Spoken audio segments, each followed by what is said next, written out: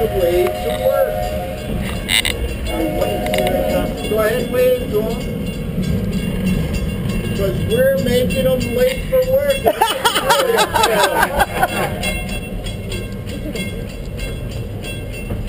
So the engineer will take care of it. Normally we would stop the engineer or fireman to get off the train, hit the button to raise the gates again. We don't want to make them any later than necessary. This train will be put away now. It's done its morning show thing. We have the side rails for the other cars. It takes about 40 minutes to put them on.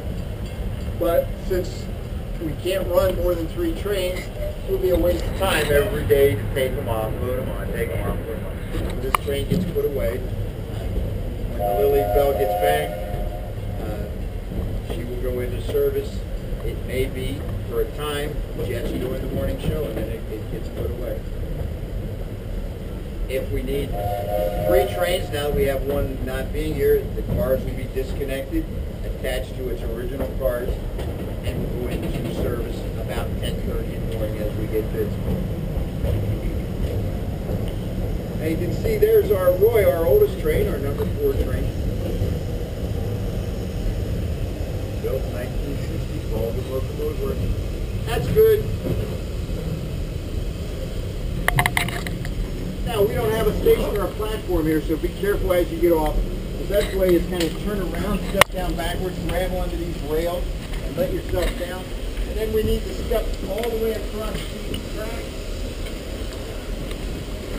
or the train is not allowed to move. So just step all the way across, and then they will back that in. Now this is an opportunity. They will probably open the steam cock, and I'll show you what the steam cock is, but the steam cock allows steam to come out of the front and makes for a great picture because the steam comes up around. So as the engine gets nearer, they don't have it open. I'll signal them. Hopefully they'll open it.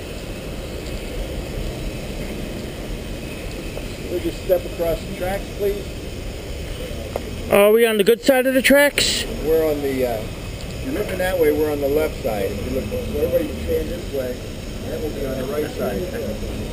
Clear?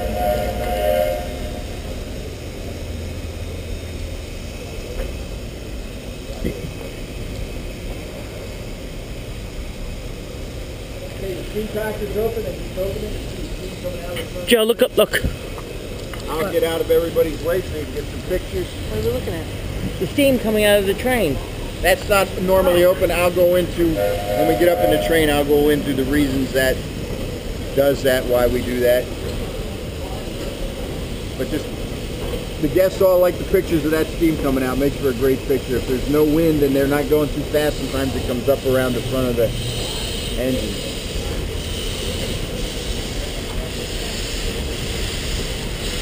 Joe should have brought a lobster, you could cook it.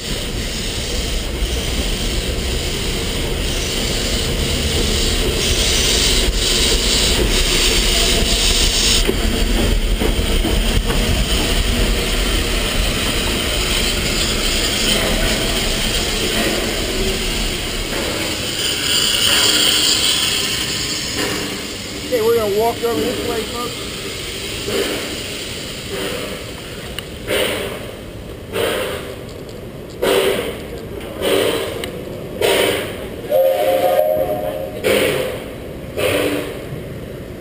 Coming back out. Stay in. Alright. Okay. Okay, come right up to the edge, folks.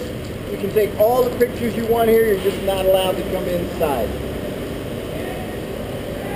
As you can see, we have 5 units in this pit. These are connected by a tunnel. So that when maintenance is being performed, they don't have to come up the steps every time they need food or something like that. They can just walk back and forth. Now when the crew comes in the morning, it takes about an hour to get the train ready, go through all its safety checks, build up steam, check it out before it's ready to go into service. The very first things the engineer and firemen do is they come over to those gray boxes. They turn on the overhead fans. You can see there's a fan like the one over your kitchen, except about 50 times bigger. The train is not allowed to be fired without the fans being turned on. First thing that the crew does is they go over to the office, they check the location of the train, they pick up a checklist for each position. A checklist is a list of things that have to be done in the order they have to be done. And there's a spot where as they do it, they check it off. They work their way through it, and then they sign it. It's got to go to a coordinator. He looks at it, signs it, then it goes to a manager. Before it goes through all three, it can't go into service. Now what's happening now is that train is going through its final check. A maintenance man goes down under that train. Before he goes under the train, you know, they've built the steam up. They have to shut the fire off. It is oil fire. Oil can puddle in the corner as the train moves. It can light, run out the bottom, catch on fire. So we don't want the maintenance man hurt. The other reason is we don't want to burn the top of the stack well. So they shut off the fire inside, they pull out outside, and then relight it. The maintenance man, of course, goes down there while it's shut off. On this mat, one of the conductors from that train comes up and stands on the mat. He becomes the safety man for the maintenance man down in the pit. He's down there with a flashlight checking things. If he's checking something, not paying attention, and his clothes would get caught, it's up to the conductor to make sure the train gets stopped. So he checks everything from underneath. It's the same thing that was checked from top. Because the conductor, the first thing he does is goes out and sets the switches for his train to come out. Then he's responsible for the cars. All the conductors carry a flashlight. You see it's kind of dark down there. He's got to get down between the cars, check the couplings, the air hoses, the valves, the wiring, everything down under there, the safety chain. He checks the cars to make sure that they're clean. He checks the safety system. He checks all the way back, checks the PA, the spiel, all the lights. As we come back on the third car, there's a thing called an overspeed. The overspeed is a tattletale on the engineers. If they go too fast, it goes off, they get a fine. Their fine can cost them their job. Their fine is at that point written up. Too many of those write-ups for different safety violations. They're over at Universal looking for a job because their train over there at Harry Potter doesn't move, so it's a little safer down there. Now you can see the trains being pulled out. If you look out there, there are red spots on the ground. They very slowly pull the train out, stop at that red spot. Maintenance man is underneath checking everything, listening in case a bearing is making noise or something like that. Anything that's considered a violation has to be repaired immediately or the train doesn't go into service. Now, I don't know if you heard that little beep beep. That is from the buzzers on the back of the cars. That's the way we send. Every car has a buzzer. That buzzer is not only used here, but it's used when you're in the station. One of the problems in the station is the train gets ready to leave, somebody decides, oh, I should have gotten off here. As the train starts to pull out, they stand up, want to get off a moving train. The conductor then runs to the back of any car, flips that switch on, it buzzes in the cab, and they stop the train. The engineers have to wear hearing protection. It's a requirement. So if we were to yell at them, hey, stop the train, they would never hear us. The buzzer, of course, they do hear. Excuse me. Yes? Do they ever use the flashbang explosive charge on the track? I know these used in the Old West. They would lay it down on the track and the train would come and set it off. No, we don't have a Wild West area where they pull off. It was like a safety device, it was like a warning. Now, the cars that you see here were built in Tampa Bay when the steam trains were over there being refurbished. If you think about passenger trains, you enter a train from either end, walk down the aisle, take a seat. Now, if we had to load and unload cars like that here, we would be in the station 20 minutes, not 2.5. These are designed for quick entry and exit. Actually, some of the first trains at Disneyland were that way, where you had to walk down the aisle. They even had a cattle car with the little slits where they put benches in it and people looked out through the little slits. Those are the early days. Now, the engine and tender do not have any brakes on it. The only brakes are on the car. So if they're not attached to the car, there's no brakes. When they're not attached to the car, they do what's called a J-bar stop. It would be similar to you guys taking your car from drive to reverse to stop. Okay. Fortunately, it's only done most of the time when we're in the yard, so we're not going very fast, a couple miles an hour. Was that in the old days when these were originally made that engines don't have any brakes on them? That's normal? Well, all the old steam trains, yeah, that's just there's no Really?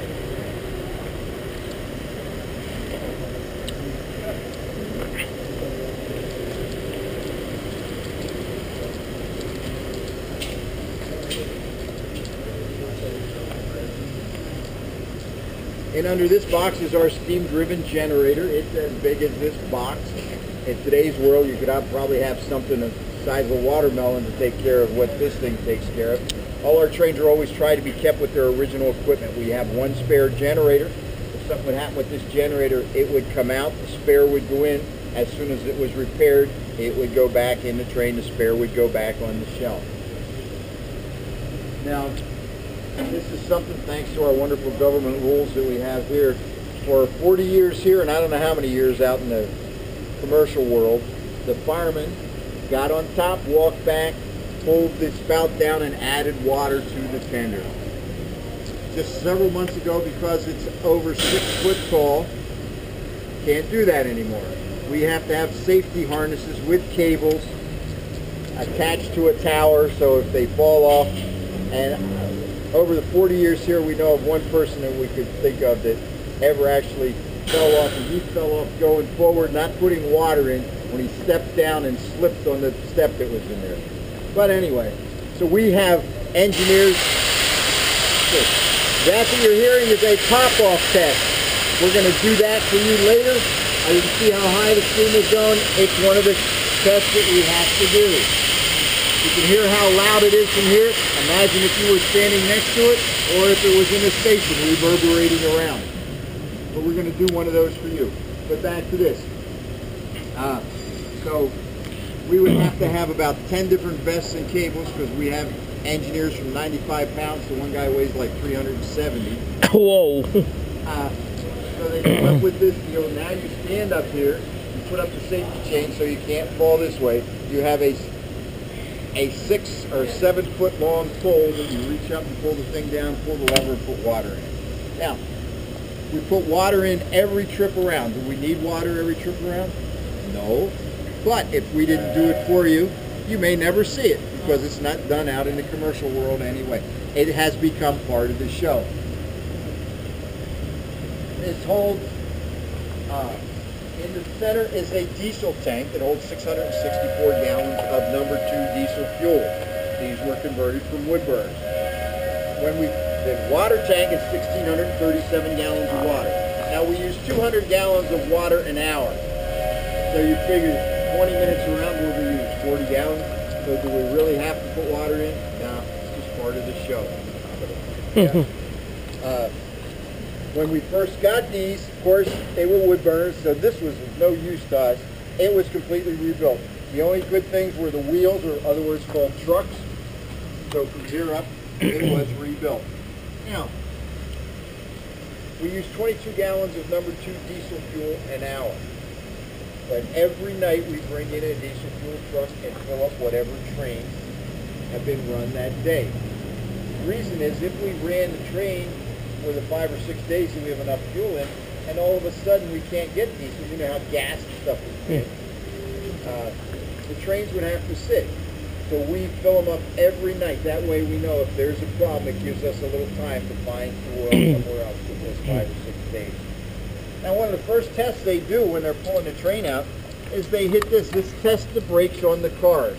They hit the test button, they check in the cab for the air pressure. As long as it's not moving, not losing air, they hit the reset and bring it on out. Come forward.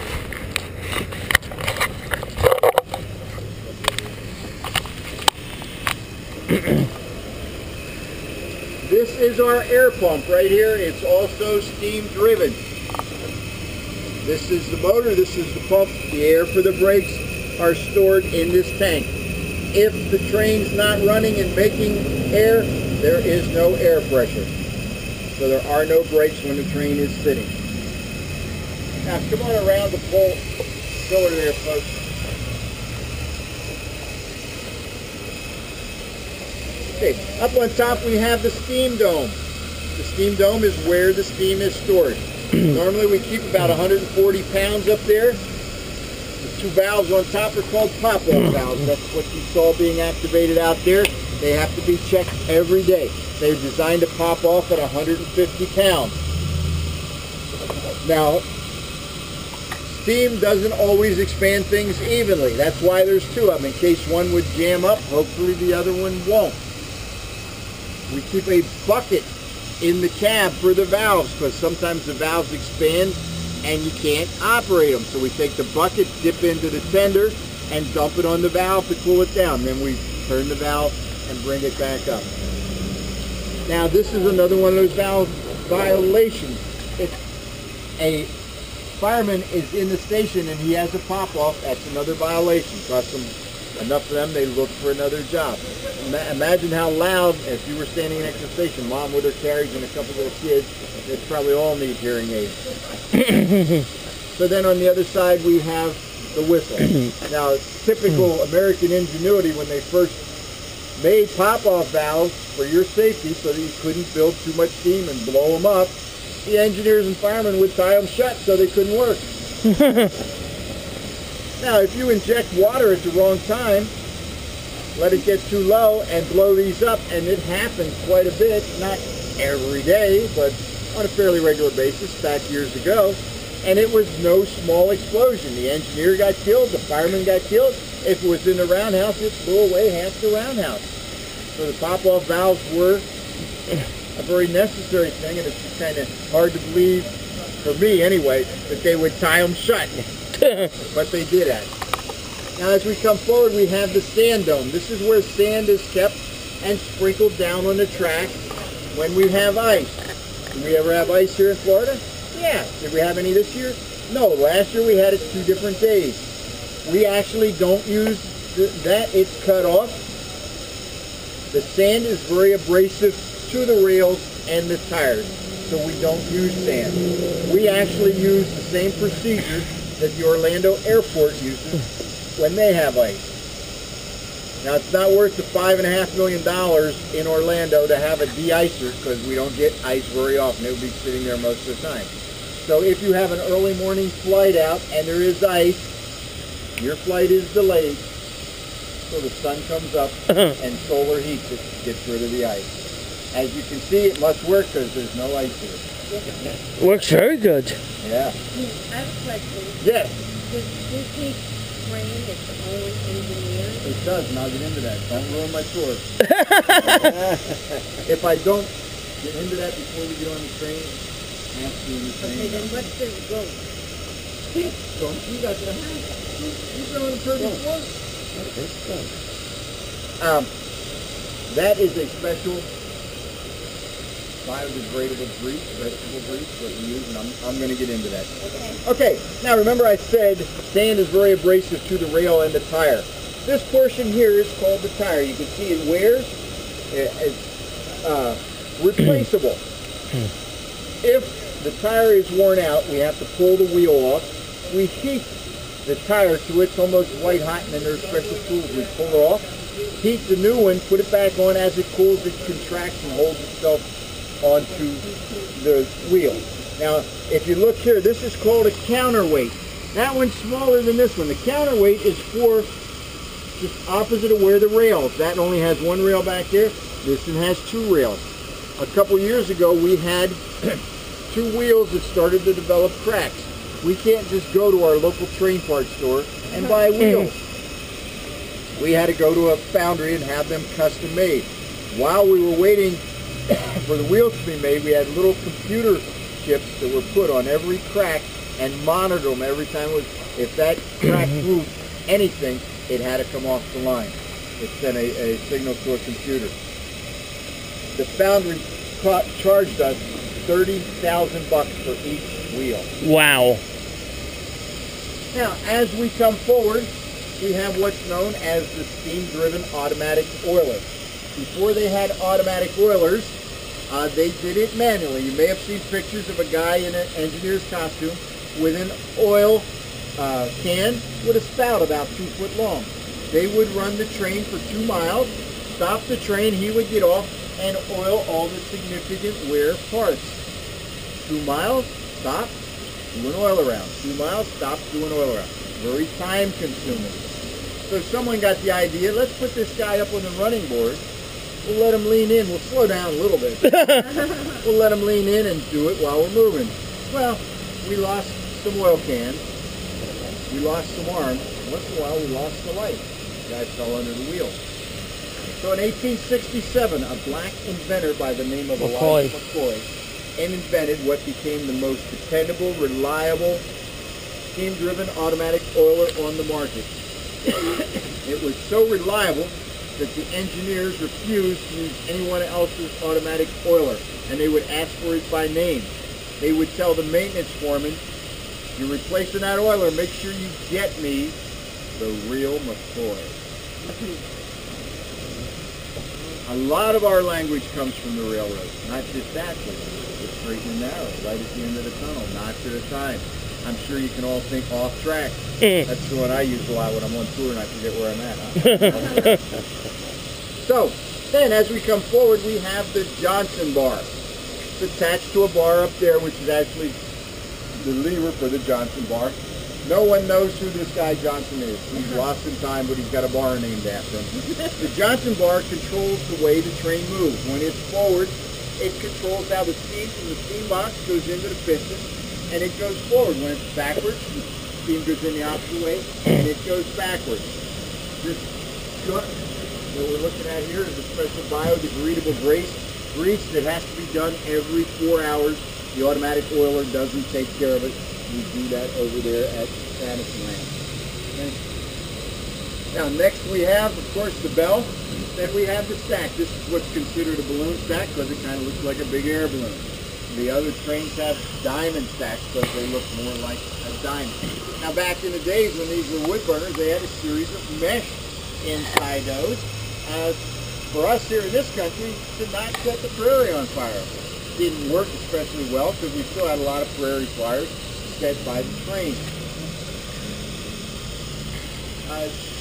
Then we have, of course, the light. And up here we have the cow catcher. Move. Now your very earliest cow catchers were actually flat, straight across, with spikes sticking out the front. More like cow impalers. If you hit a cow, you took them to town. Hamburger. When you got to town, the farmer was there because he wanted to be paid for that cow. And when the farmer was there, that was just no ordinary Guernsey. That was a prized breeding animal. Wanted a lot of money for it. So we changed to this type. So now when you went to town, there was nothing hanging on the front. If the farmer showed up, said, "Hey, Mr. Engineer, you hit my cow," the engineer would say, "No, we already saw it laying there when we went by." Hey, come on around this way a little bit. Now remember, I said to you, there's no brakes on the train when it's sitting, when it's not running. Well, true confession time. I lied. I know what you're saying. Oh no, Gary, you wouldn't lie to us. Well, when it's sitting out here, we do have an emergency brake. You see that chain around the front? You got to fire it up there. Okay, go ahead. Like Fred Flintstone. Yeah. So that's our emergency. The pressure's getting low. They got to fire it up. So we don't want to be standing under here because when they blow the stack, we could look like Dalmatians. So over here. 101 Dalmatians? No, 10, 11.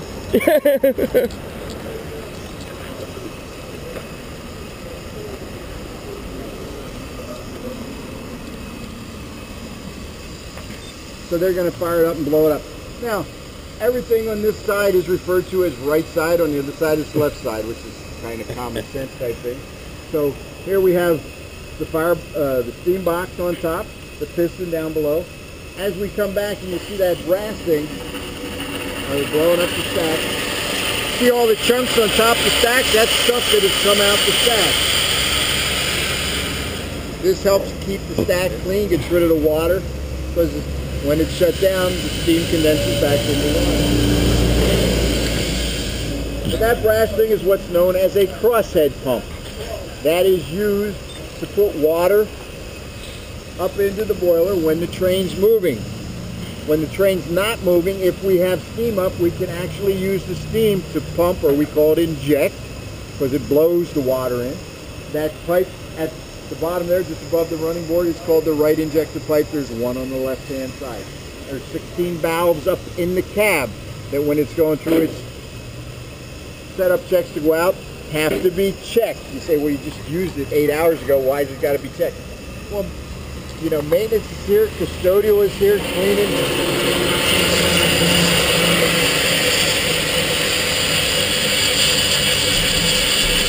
You hear it light?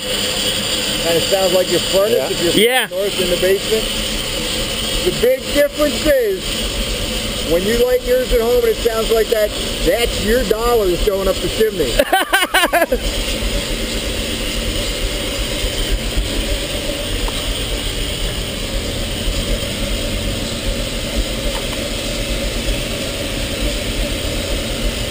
that's our process pump. This here is something that when they put on, it changed our diesel usage from 26 gallons an hour to 22 gallons an hour. Someone came up with the idea of let's take the water and run it through the steam. We're always blowing the steam out as we use it anyway. So now they take the steam, run it through that pipe, run the water through the middle, and it preheats the water. Instead of going in at 55, 60 degrees, it's now going in at 95, 100 degrees.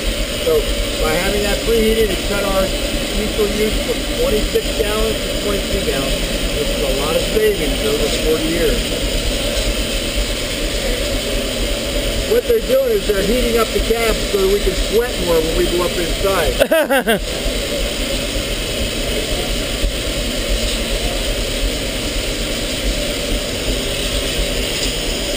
So when we're doing this tour, we're not allowed to let it get too cold because then it takes too long to get steam back up.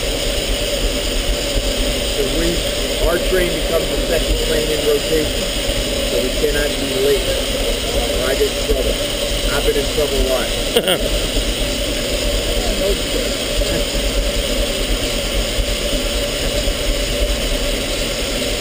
Have they ever thought of using biodiesel? Yes. Willie Nelson lied to you. It doesn't work as good as Willie Nelson says. That's because Willie Nelson owns a big portion. Now, as soon as they get done, we're going to go up in the cab. We have 10 people, so I'll take you 5 at a time because it's not a big cab. This is actually our biggest cab, but not room enough for 10. So maybe get 8 up there. So I'll talk fast 2 different times. So when we go up there, you can hear it running. It's hot. Anything around the boiler, if it's painted, please don't touch it. It's going to be 300, 320, 340 degrees. It's very hot. If it's not painted, it's really hot. Okay? So as soon as they set this down, I'll take 5 of you. I know we have a group of 3 and 2, so we'll take right up that way. Oh my God, we're going to get this to 380. Now you can see the boilers have a taper drum.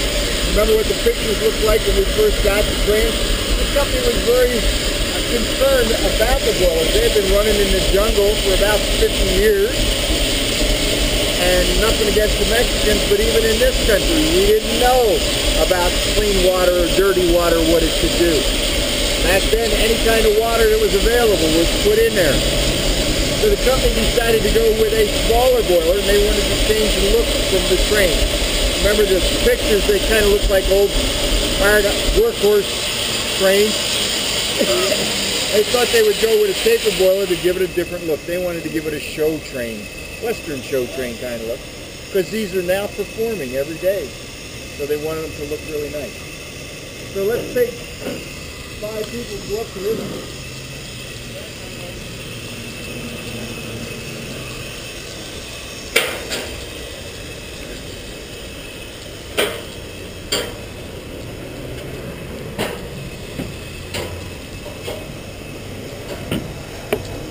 Joe, watch your step brother. Careful.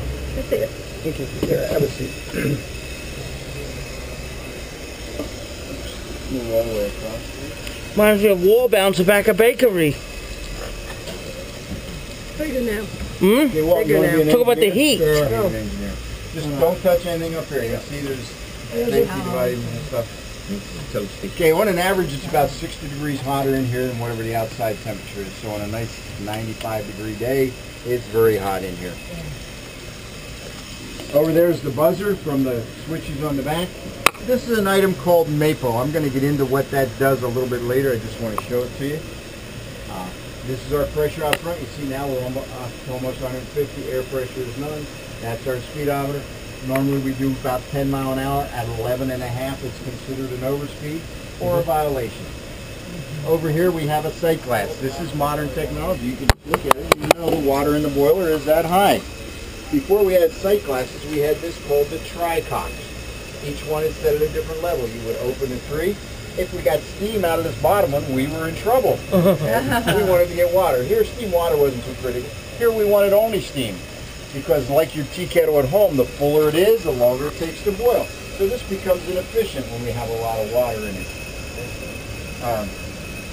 See, there's no paint on the fire door. It won't stick. One of the firemen brought in one of them thermometers that you aim at something, going around the track, it registers 1,200 degrees on that fire door. Now over here, we have outside air. When we first fire these, we actually hook a hose outside and blow the stack to create a draft so that the smoke goes up through the ventilation system instead of back through the door. If the fireman doesn't fire these correctly, you'll think half the world's on fire. They smoke so bad. This is an atomizer. It actually turns the fuel into a mist, like perfume atomizer. Like a carburetor. Yeah. This way it burns cleaner and more efficient. This is the fuel valve. Determines how much fuel is going to go in there. These are the brakes. You can see here's the stopwatch for the engineer. These are the brakes. Our brakes are 1800 era. They don't work real well. Your car, you can push it easy, you can push it hard. Here, they're either on or off. As we come into the station, they throw them on. They see how fast we're stopping. If we're stopping too fast, they throw them off and let them coast, and they throw them back on. They have about a 16-inch area where they have to stop so that the handicap ramps line up. And most of them do a very good job. If they don't stop in the right area, as soon as we stop the train, everybody gets up and wants to get off. Well, we can't back it up while there are people standing or on the station. So we've got to clear the station and then back the train up to it matches, then we open the gate. So instead of 2.5 minutes, we're looking at 6, 7, 8 minutes. So that gets done. This is our Johnson bar that we were talking about. Forward it goes forward, backward it goes backward. Down there's a lever that they kick open with their foot. That's what you saw the steam coming from.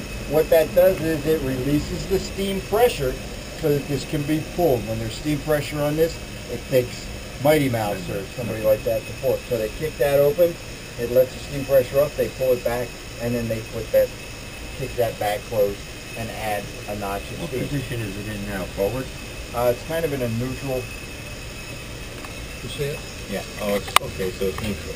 Yeah. Are these trains equipped with deadbands? No.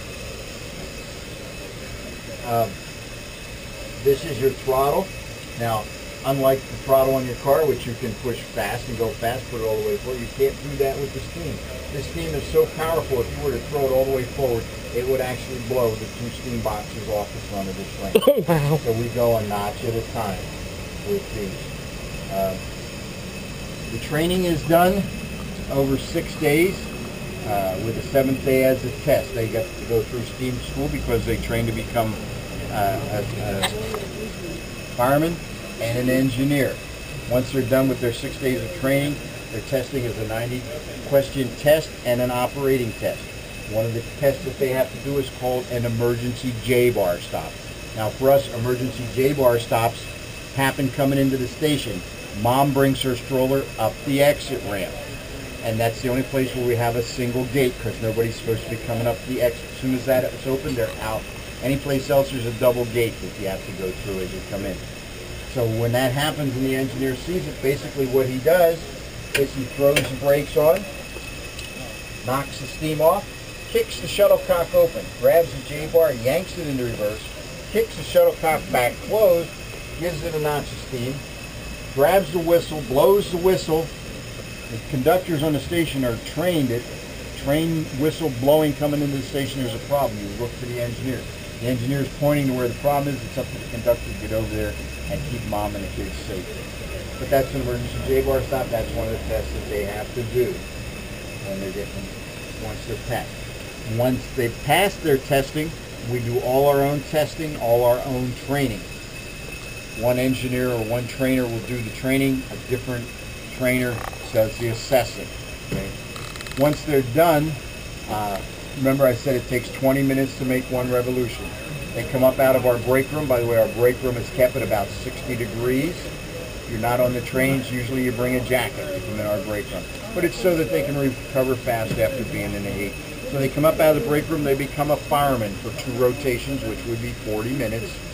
Then they come over and become an engineer for 2 rotations, another 40 minutes. Then they go downstairs on break for 2 rotations, another 40 minutes. So that's the way it goes, 40, 40, 40. They get about 3, sometimes 4 40-minute breaks a day. It's up to them to use one of them for their lunch, whichever one they want. They get no special lunch. Any questions? Okay, we'll get the next group up. Go down the same way? Yeah, that's the safest one. This one here is safe. Right. Can I just, while you're You standing, take a certainly picture? can. Let me get out of your way. I'll wait you, or you want me out? No, you're fine. Now, when we get back to Main Street, we're going to go down the handicap ramp. We will be at the same height as the name. Anybody who wants a picture, I'll be first there. You can stand next to the train and get your picture name with the